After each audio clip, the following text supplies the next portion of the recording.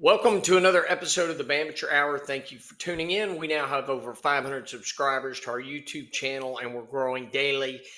We have thousands of listeners now. Thank you. Thank you. We're on YouTube, Apple Podcast, Amazon Music, iHeart Podcasts, Spotify, Podcast Index, RSR Podcast. Subscribe, like, and follow us on the platforms where you access our content. If you access us on the YouTube channel, please subscribe and ring the bell and make sure you get our notifications. On today's episode, we are going to do what I call a rewind look at Bama's games played in 2024, and we're going to do a rewind, review, and lessons learned and issues exposed so we can look at the issues that need to be fixed for 2025 from the 2024 season and how Bama can improve. A couple of things that we noticed from the 2024 season that as we do these rewind episodes. By the way, today we're going to look at Bama's win over Western Kentucky and South Florida and the lessons learned from that and the issues exposed.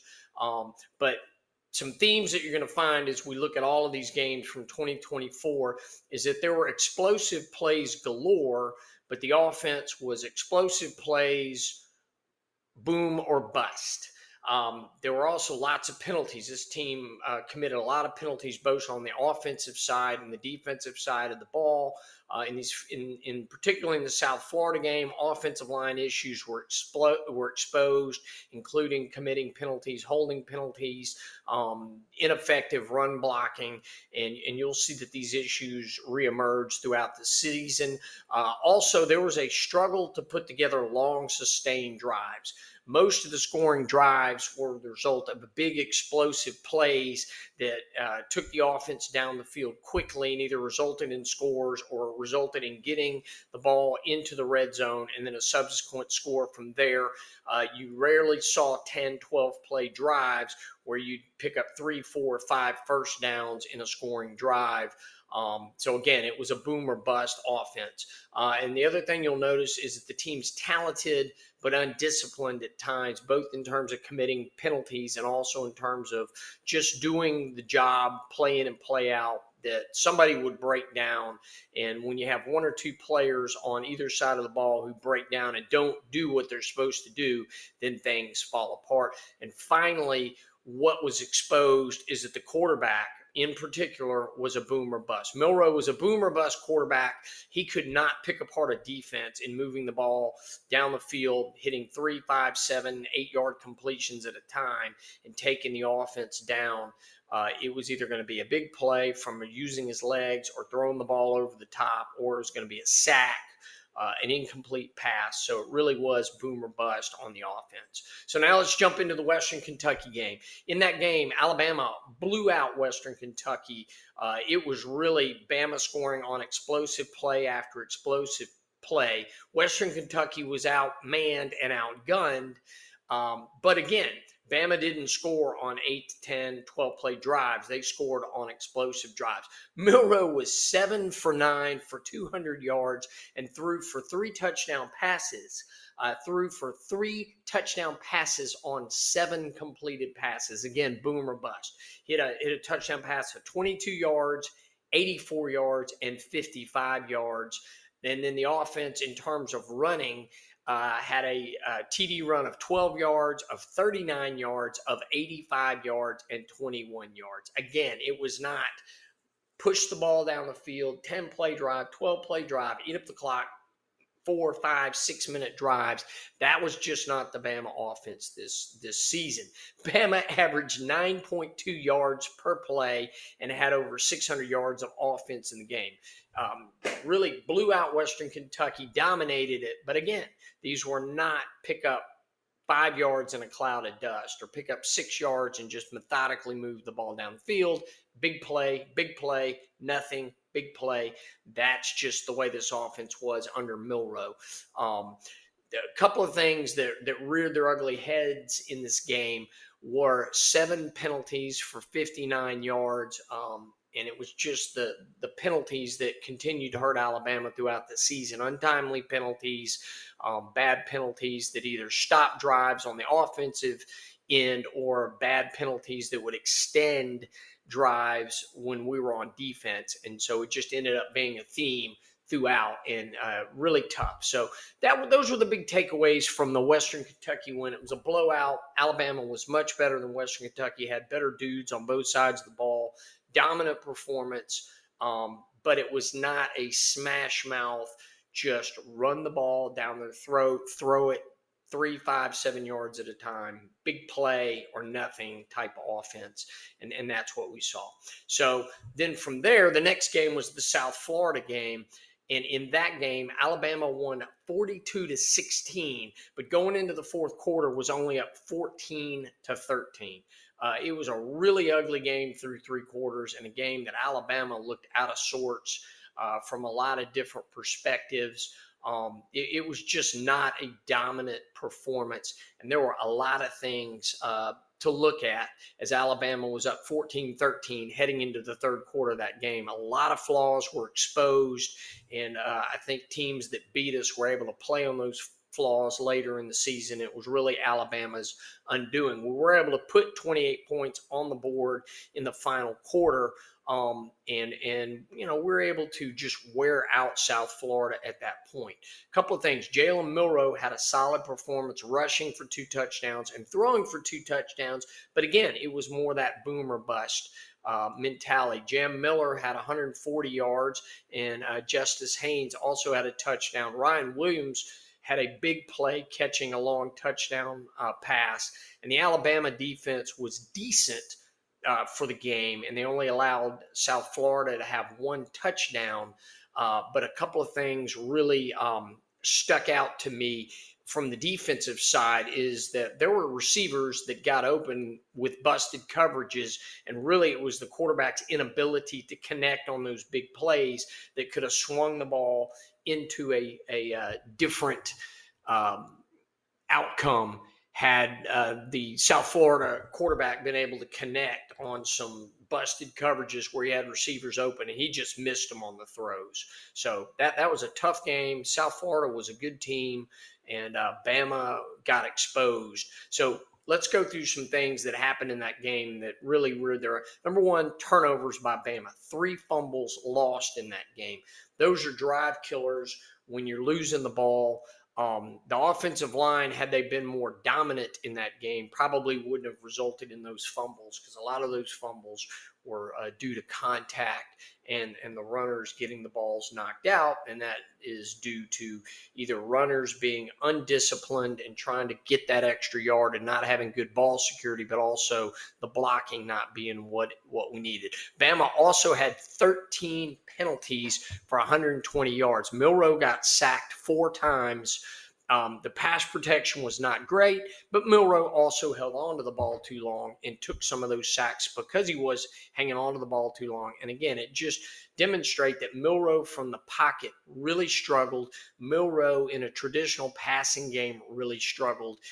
He was most effective, and under Saban, they really went to this, was using his legs, rolling him out, moving the pocket, and playing to his strengths, which was being a deep ball thrower, because he throws the deep ball really well, and then moving around, him trying to be a traditional drop back passer in the pocket, make the read, get rid of the ball quickly, throw a guy open.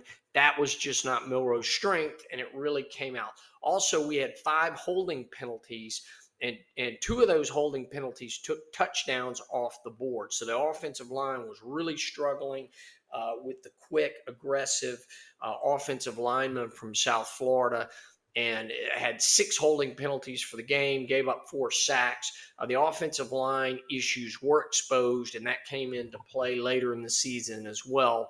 But once we got into the fourth quarter, up 14-13, we hit on 3 explosive plays in the fourth quarter to put the game away. There's a 43-yard explosive play pass to Ryan Williams, and that is what Milroe thrived on, was making those explosive play passes to his receivers, Williams, Jeremy Bernard, and the like, and hitting it big. Jam Miller busted a 56-yard run for a touchdown, and Justice Haynes busted a 29-yard run for a touchdown. So we bore down in the fourth quarter. We Wilkin Formby, after getting multiple holding calls, was pulled from the game in the fourth quarter, and we really focused on running the ball and playing to that, and we're able to wear South Florida down. So key takeaways were the offensive line struggle, and that was a theme throughout. Some of it was the O-line itself. Some of it was scheme-driven. Some of it was doing to Milroe, holding on to the ball too long. But both in run blocking and particularly in pass protection, we really struggled in that game from those situations. So here are the signs that I saw from the first two games, and the issues that would continue to raise their ugly heads throughout the season. And it really showed up in the Vandy game when Bama lost its first game, that these struggles that really were evident, particularly after the South Florida game, and these issues never really got fixed throughout the season. So number one, it was the QB was boom or bust. He would hit on explosive plays, either through throwing the ball deep, over the top, throwing the ball just down the line on a go route, corner route, post pattern. He was not effective in the short intermediate passing game throughout the season, really struggled to be a pocket passer. So it was either boom or bust with passes, deep passes, quick hitting passes to go deep, or using his legs to create big plays. But he could not be relied on to be an effective pocket passer and to pick a team apart, hitting 3, 5, 7 yard, 10-yard passes like a Tom Brady, like a Peyton Manning would do. Another thing was the offensive line struggles due to scheme, due to technique, due to talent issues. Were not effective in the running game or in traditional pass protection. There was a breakdown there, and it never really got fixed completely, particularly in the pass protection. And it was definitely a disconnect between Milroe holding on to the ball too long, being too reliant, but also just the pass blocking not being what it needed to be for Bama to be able to make the playoffs. And if they're going to do it, they're going to need to fix those issues. The other issue that really showed up and the penalties continued to come up was the offensive line struggled with holding penalties. Just something they got to be better. They're going to have to figure out ways to not either leave the tackles exposed to getting beat and being forced to hold, or the quarterback's got to get rid of the ball quicker, or you got to have chip plays with tight ends and running backs chipping on the edge to slow down the speed rushers and allow the quarterback time to make the throws that he needs to make.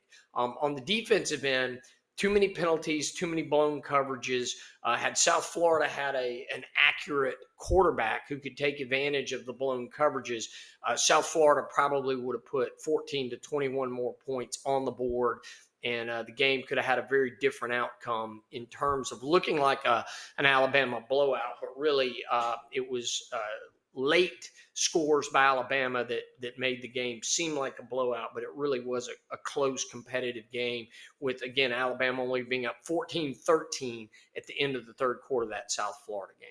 What we did notice is the quarterback is explosive, both in the run game and in throwing the ball down the field. Very explosive in that.